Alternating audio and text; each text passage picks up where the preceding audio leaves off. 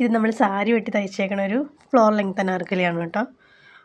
ഒരു കംപ്ലീറ്റ് സാരി നമ്മൾ യൂസ് ചെയ്തിട്ടുണ്ടായിരുന്നു. സാരിയുടെ സൈഡിലായിട്ട് വന്നേക്കുന്ന ബോർഡറാണ് കേട്ടോ നമ്മൾ യോക്ക് പാർട്ടിൽ വെച്ച് കൊടുത്തേക്കുന്നത്. 2 പീസായിട്ടാണ് വെച്ച് കൊടുത്തേക്കണത്. പക്ഷെ അതറിയാത്ത രീതിക്ക് നമ്മൾ സ്റ്റിച്ച് ചെയ്തിട്ടുണ്ട് കേട്ടോ. ബാക്കിൽ കുറച്ച് അറിയാൻ പറ്റും, പക്ഷെ ഫ്രണ്ടിൽ അങ്ങനെ അറിയില്ല.